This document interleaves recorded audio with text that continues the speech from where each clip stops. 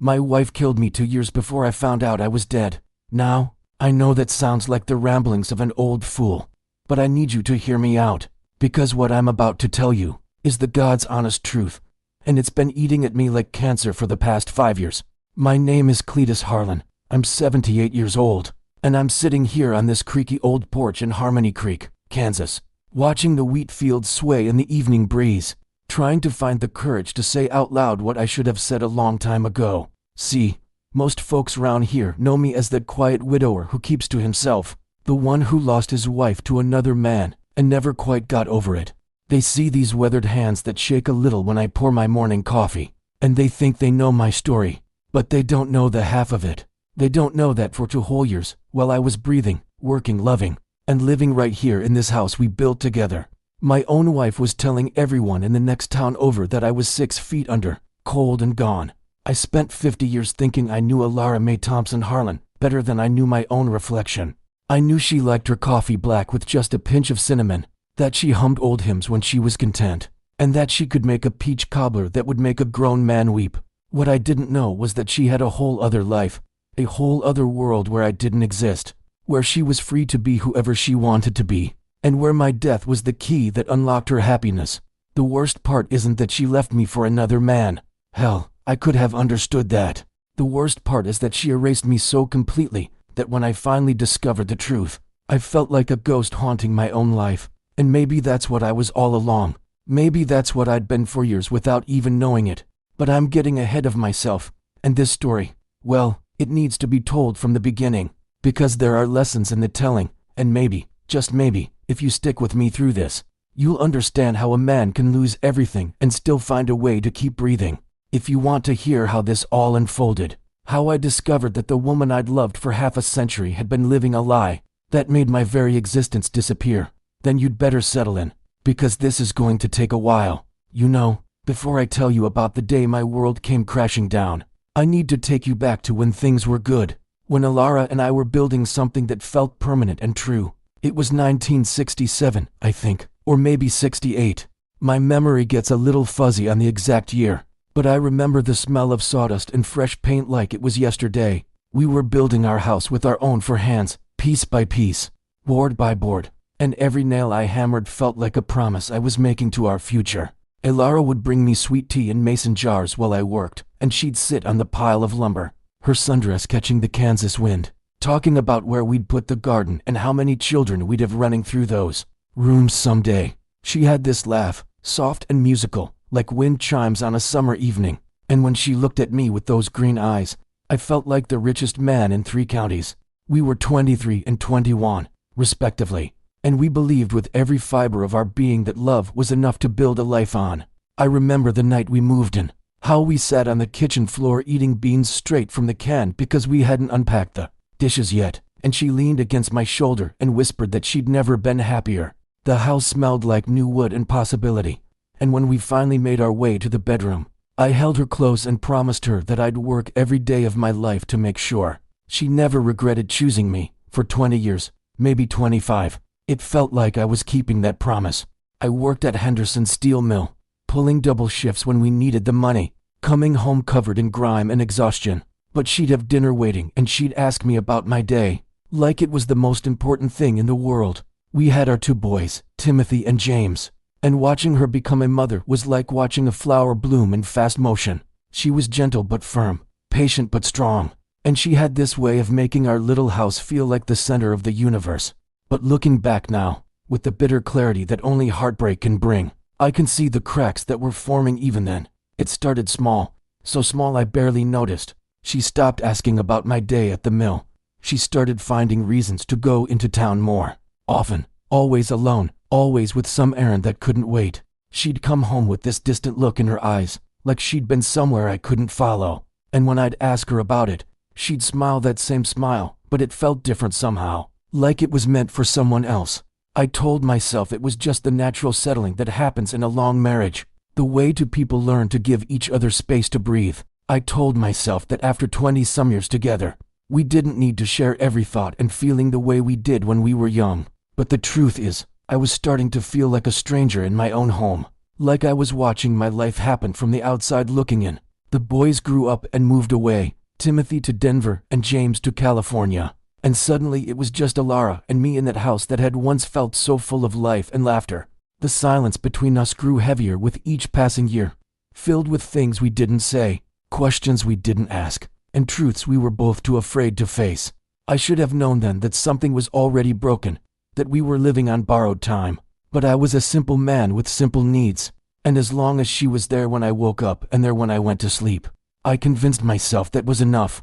I didn't know that I was already becoming a ghost in my own life, fading away so gradually that I didn't even notice I was disappearing. The first time I really felt invisible in my own home was on a Tuesday morning in October. Must have been around 2018 or so. I remember because the leaves were turning that particular shade of gold that only comes right before they let go and fall.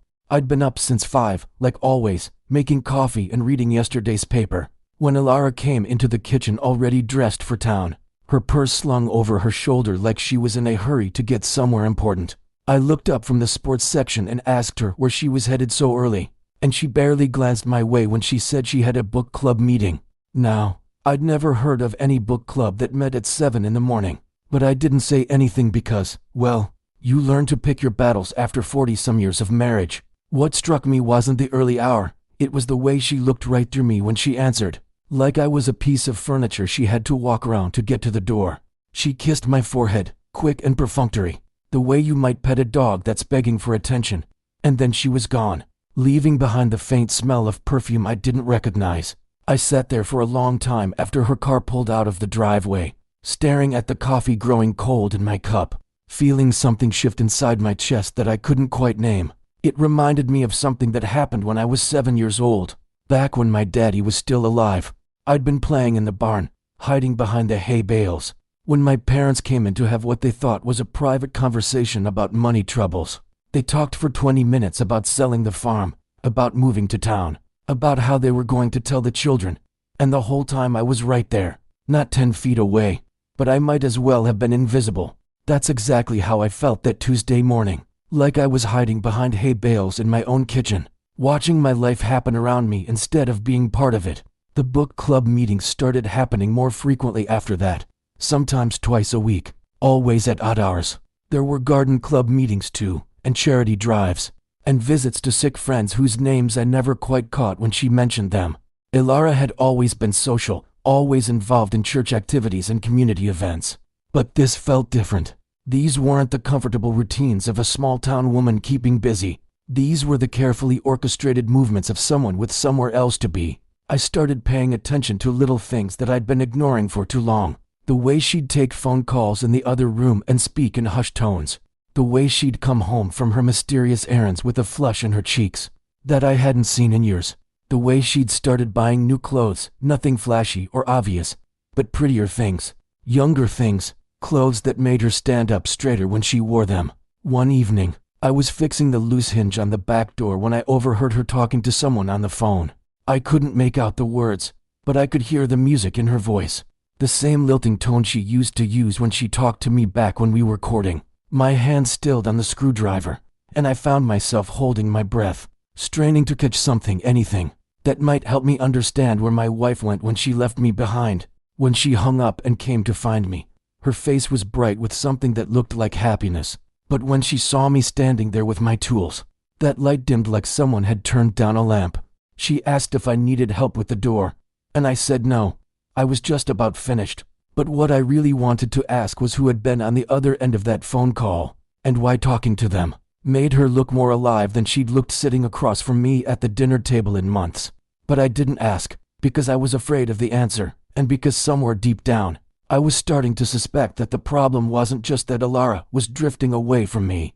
The problem was that maybe she'd never really been mine to begin with, and I was just now noticing that I'd been holding onto something that was already gone. That night, lying in bed listening to her breathe beside me, I realized that I was disappearing bit by bit, day by day, and the worst part was that I wasn't sure anyone would notice when I was finally gone. The weight of silence can crush a man if he's not careful, and by the spring of 2019, I felt like I was drowning in it. Alara and I had started living like polite strangers sharing the same address, passing each other in the hallways with careful smiles and empty words about the weather, or what was for dinner. She'd ask if I wanted more coffee. I'd ask if she needed anything from town when I went to the hardware store. And we'd both pretend that this hollow dance we were doing was normal, was enough, was all that two people married for 50 years could expect. But the pretending was killing me, eating away at whatever was left of the man I used to be. I'd catch myself staring at her across the dinner table, trying to remember when she'd stopped really seeing me, when I'd become background noise in her life instead of the melody. Sometimes I'd start to tell her about something that happened at the mill, back when I was still working, or about a memory that had surfaced during one of my long walks through the fields. But I'd see this glazed look come over her eyes, like she was listening to something far more interesting happening in another room. The hardest part was Sunday mornings. We'd always gone to church together, sat in the same pew we'd claimed 40 years ago, her hand resting in mine during the prayers. But now she'd find reasons to skip service, or she'd go to the early mass while I preferred the later one, and I'd sit alone in that pew feeling like everyone could see exactly what kind of husband I'd become, the kind whose wife would rather worship God alone than sit beside him for an hour. Pastor Williams would nod at me with that look pastors get when they know something's not right in your house, but they're too polite to ask directly.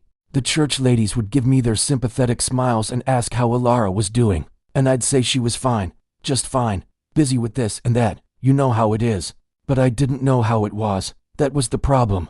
I didn't know anything anymore. It was around this time that I started spending more hours in my workshop out back, the little shed where I'd always gone to think and tinker with broken things.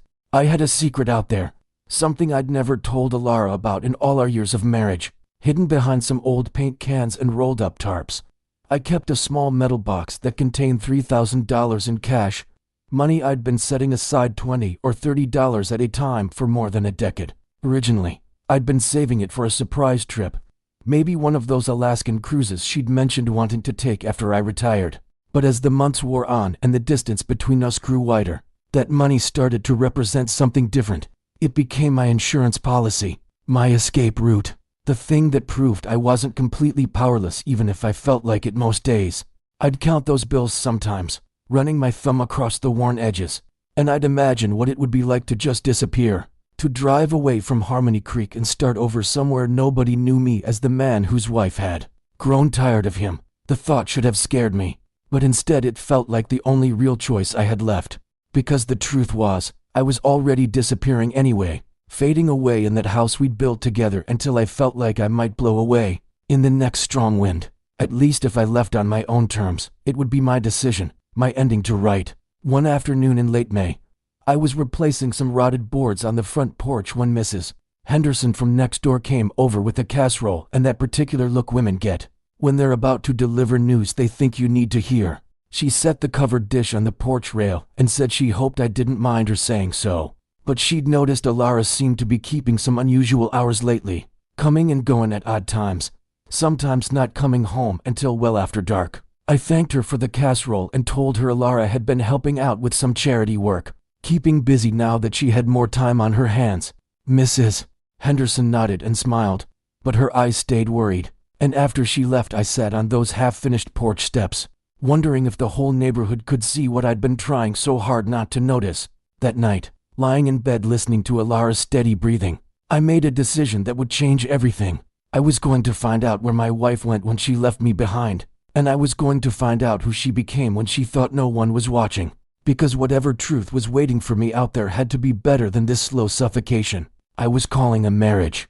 The plan came to me on a humid June morning while I was watching Alara get ready for another one of her mysterious errands. She was humming something under her breath, some tune I didn't recognize, and there was a lightness in her step that I hadn't seen in our house for years.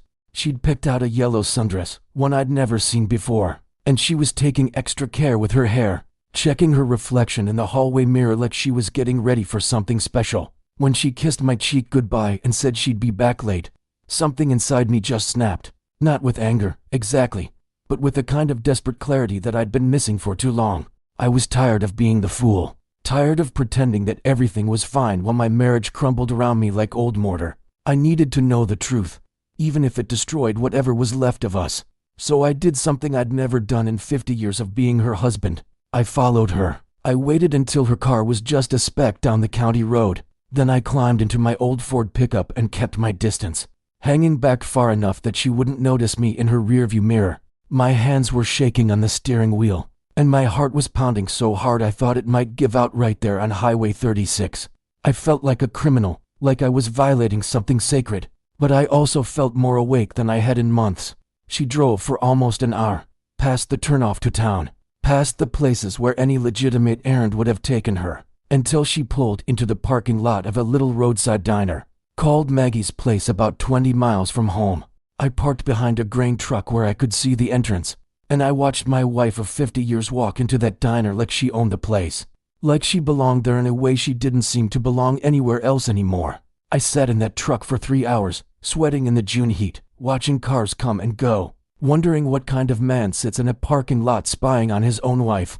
The sun was beating down through the windshield, and I kept thinking about those movies where the private detective gets the evidence that proves the husband's worst fears, and I wondered if this was how they felt, sick and excited and terrified all at the same time. When Ilara finally came out, she wasn't alone.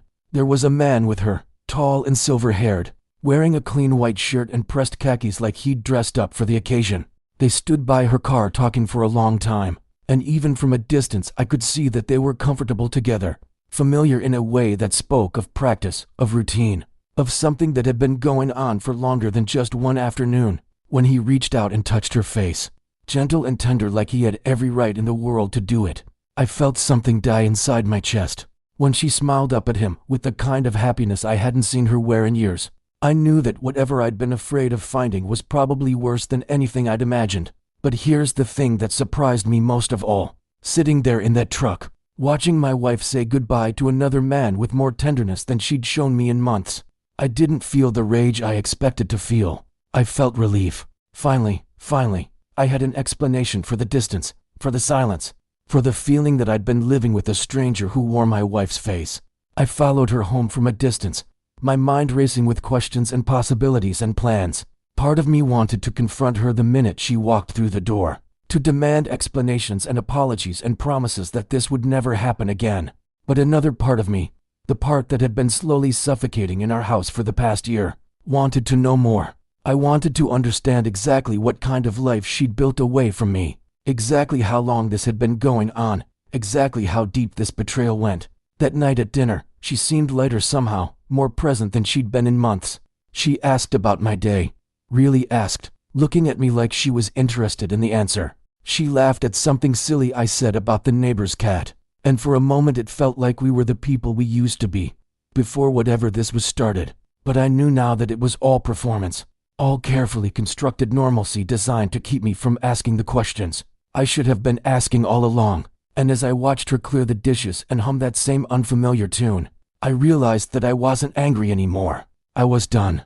Because whatever happened next, whatever truth I uncovered, whatever ending this story was heading toward, at least I'd know who I was dealing with. At least I'd know exactly who my wife really was when she thought nobody was watching. The next few weeks passed in a strange kind of suspended animation, like we were both actors who'd forgotten our lines but kept showing up for the performance anyway.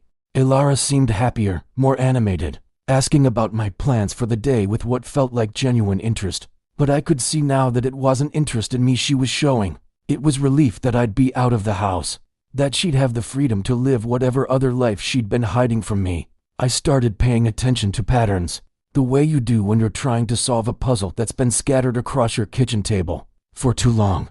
Her mysterious errands always happened on Tuesdays and Fridays, sometimes Wednesdays if the Tuesday got canceled for some reason. She'd started getting phone calls around 9 in the evening, always taking them in the bedroom with the door closed, speaking in those soft tones that made me feel like an intruder in my own house.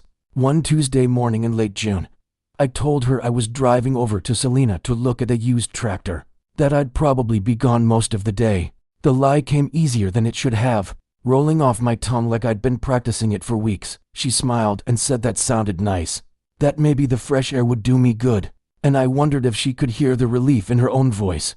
But instead of going to Salina, I drove to the county courthouse in McPherson and spent the morning in the records office, looking through property deeds and business licenses, trying to piece together who owned Maggie's Place and what other businesses might be connected to it. I told the clerk I was doing some genealogy research, which wasn't entirely a lie since I was trying to trace the family tree of my wife's deceptions. What I found there made my blood run cold. Maggie's place was owned by a company called Heartland Holdings, and when I dug deeper into the business records, I found that Heartland Holdings had been incorporated 3 years ago by someone named Orville Matthias Peterson. 3 years. This had been going on for 3 years, which meant it started long before I'd noticed anything was wrong. Back when I still thought we were just going through one of those rough patches that long marriages sometimes hit. I sat in my truck outside the courthouse for a long time, staring at the copies of those documents, trying to understand how someone could live a double life for 3 years without their spouse catching on.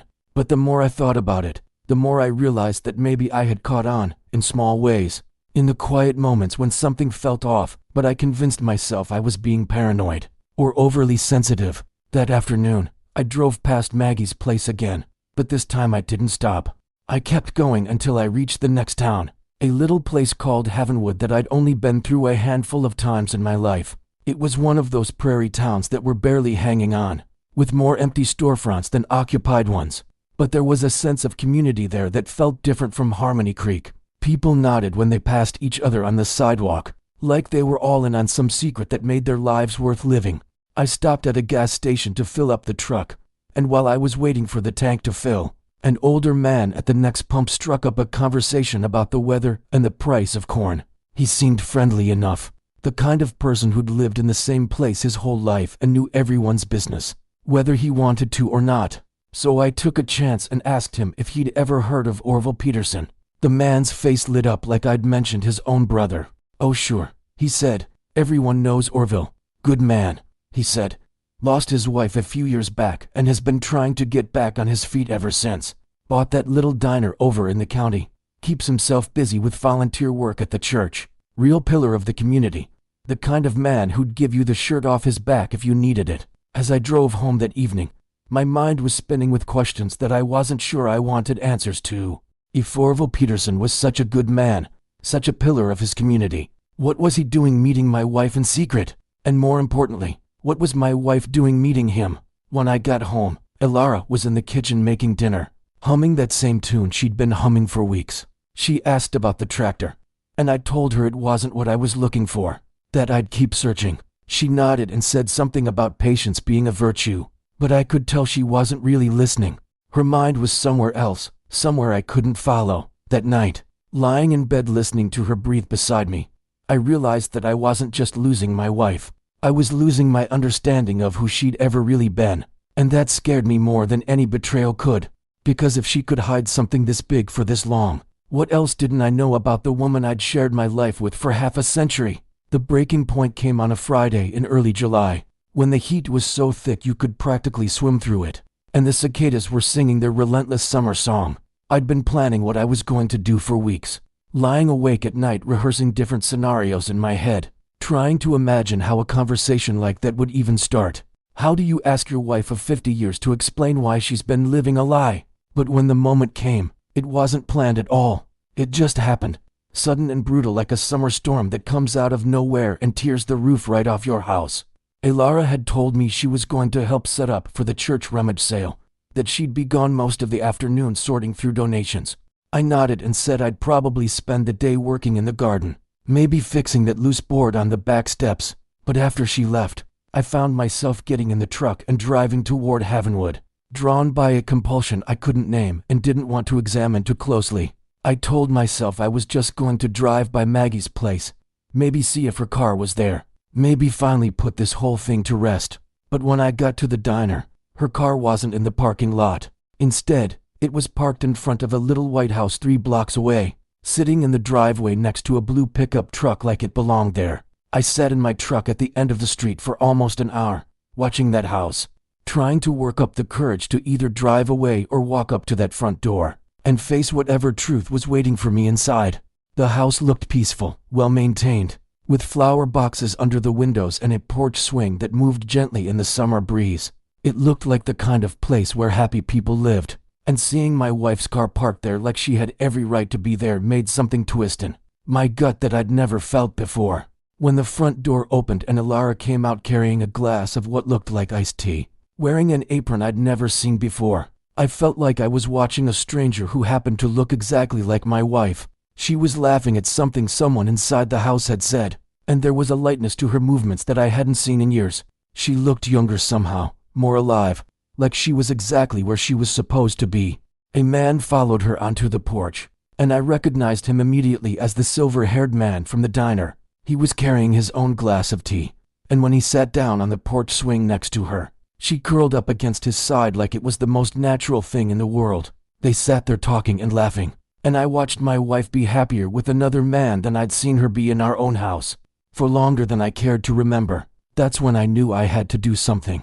I couldn't sit in that truck any longer, watching my marriage dissolve in real time, while I hid behind the steering wheel like a coward. So I got out and walked up that sidewalk, my legs feeling like they were made of lead, my heart pounding so hard I thought it might burst right out of my chest. When Alara saw me coming up the front walk, the color drained from her face like someone had pulled a plug. She stood up so fast she nearly spilled her tea, and for a moment neither of us said anything.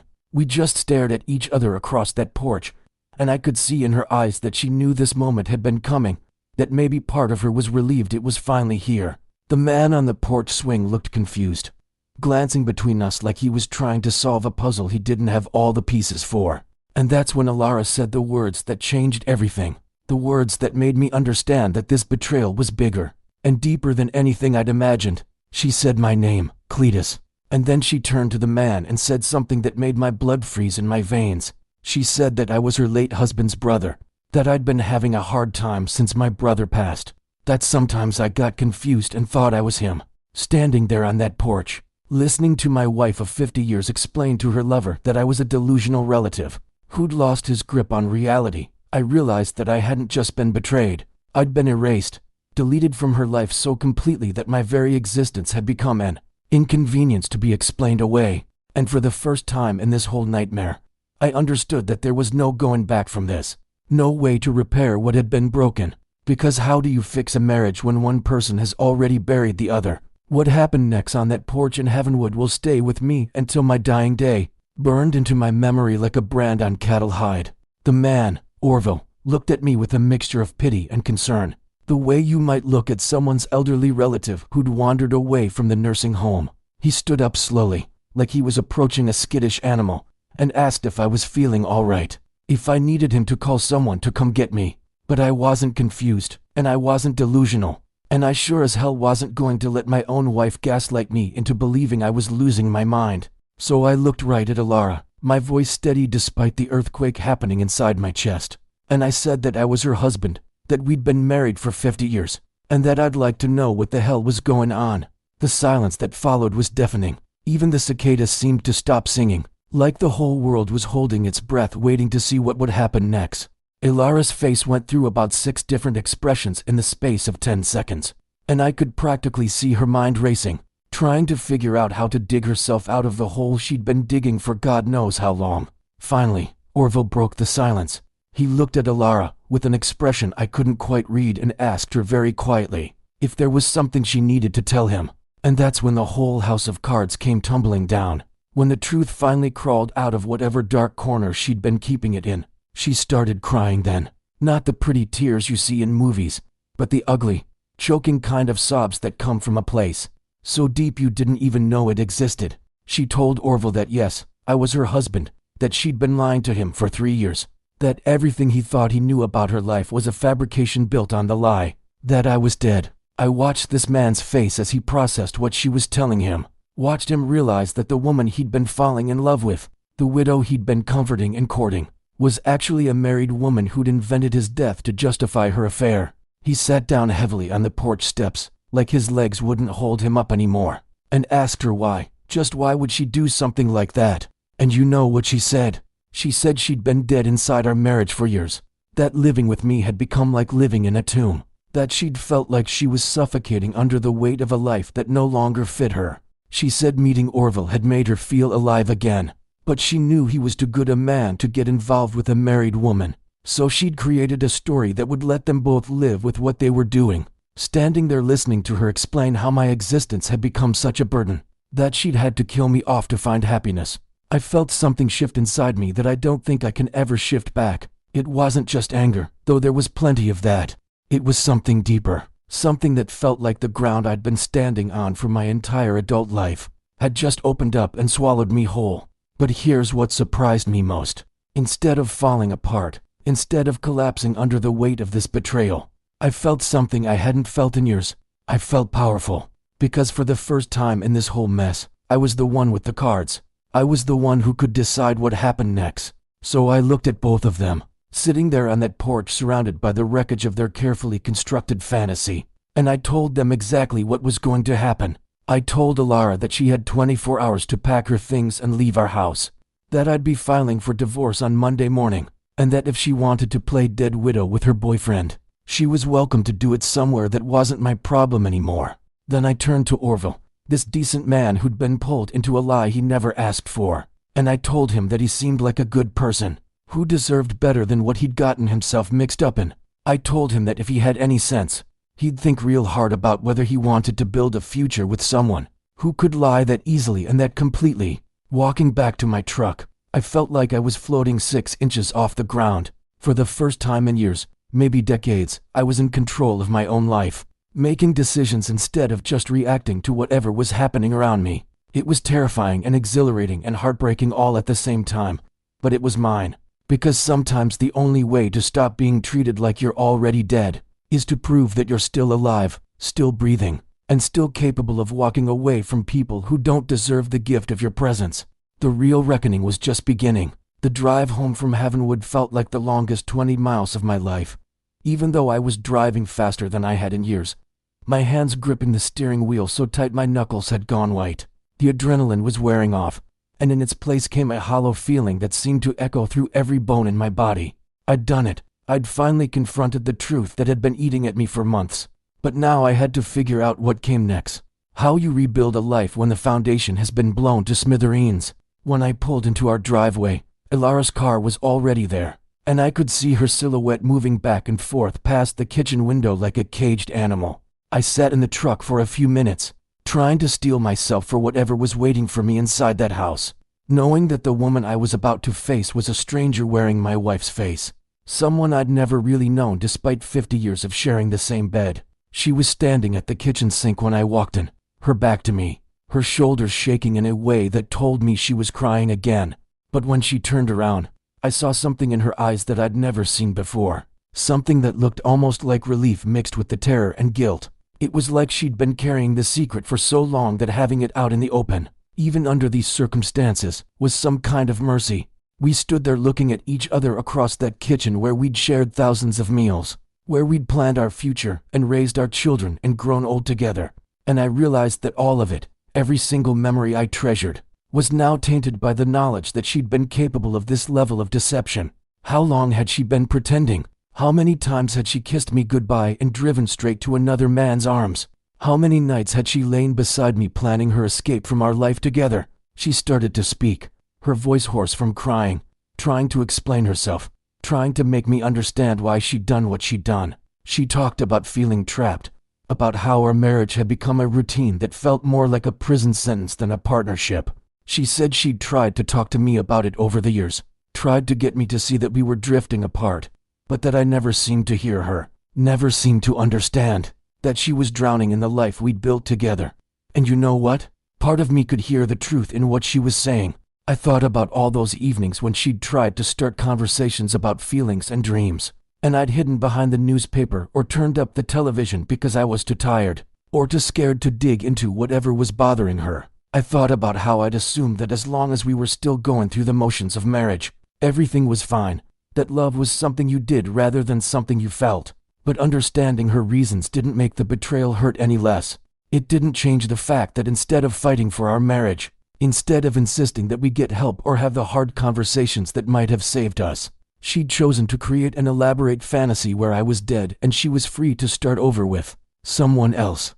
The worst part came when she told me about the stories she'd told Orville about our life together, about how she'd painted me as a man who'd never really understood her, who'd been kind but distant, loving but limited. She'd told him that our marriage had been comfortable but passionless, that I'd been a good provider but not much of a companion, that when I died of that fictional heart attack, she'd grieved for the man I could have been more than the man I was.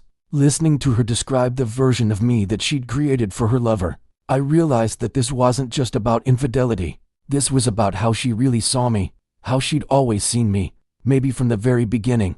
I wasn't the love of her life who'd lost his way. I was the mistake she'd been too polite to correct, the wrong turn she'd been too scared to back out of until she found someone who made her brave, enough to lie her way to freedom. By the time she finished talking, it was well past midnight, and we were both exhausted from the weight of all these truths that had been buried for so long. She asked me what I wanted her to do, where I wanted her to go, and I told her the truth. I told her I didn't care anymore, that she'd made her choice a long time ago, and now she had to live with the consequences. But then she said something that changed everything one more time, something that made me realize this betrayal was even deeper than I'd understood. She told me that she'd been planning to ask for a divorce anyway, that she'd been working up the courage for months, but that finding out I knew about Orville had forced her hand sooner than she'd intended. She'd been planning to leave me all along.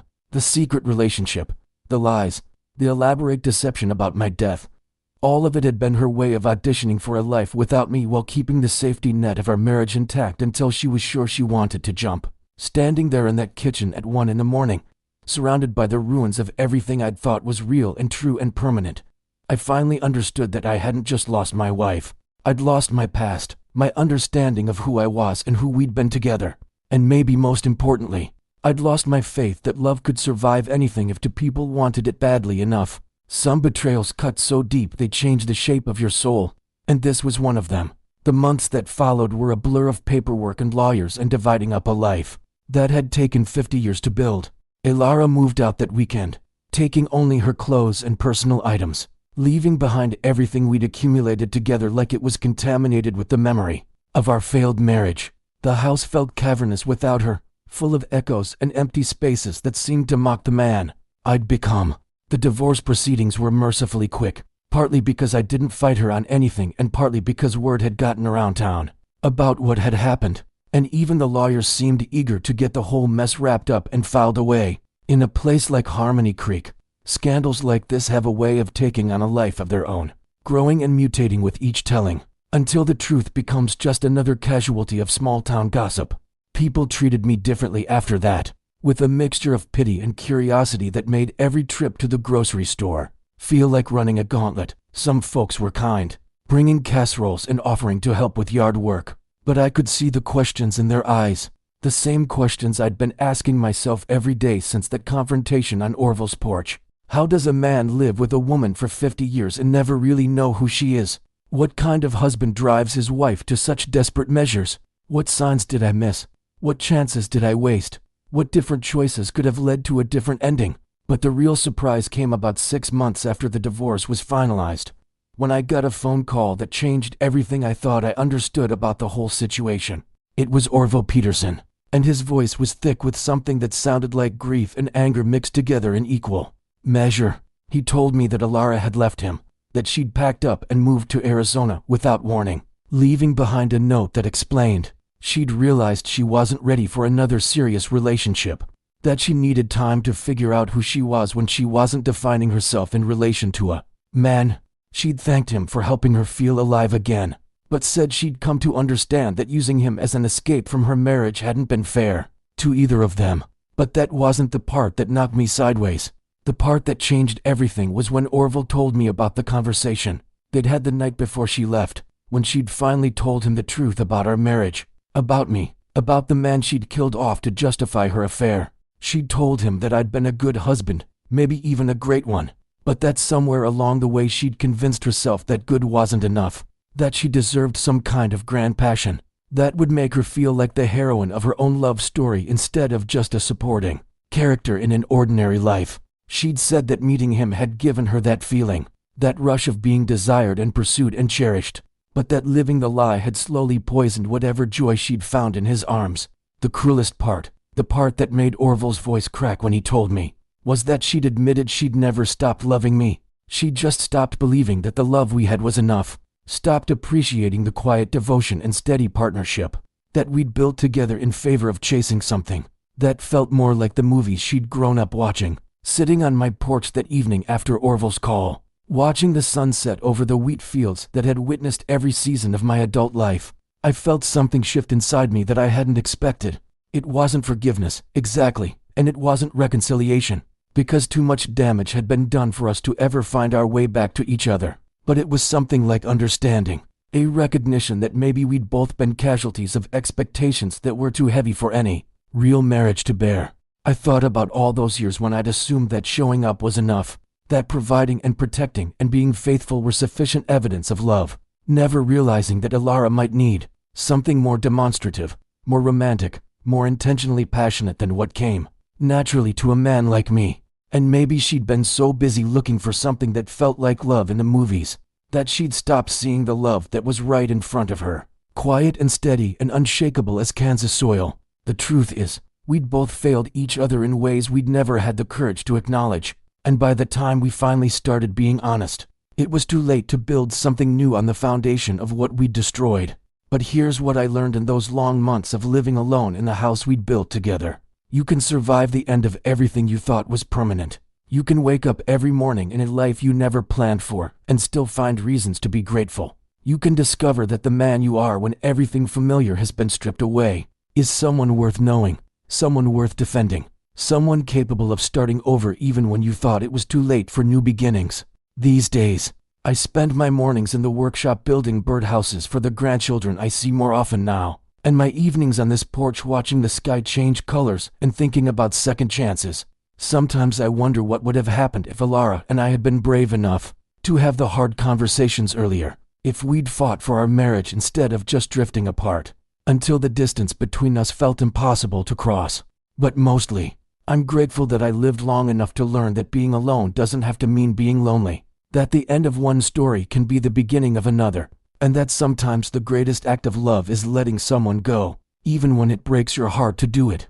If you're listening to this from wherever you are, whatever small town or big city you call home, remember that the people you love are more fragile and complicated than they appear, and that the marriages that last aren't the ones without problems, but the ones where two people keep choosing each other even when it's hard.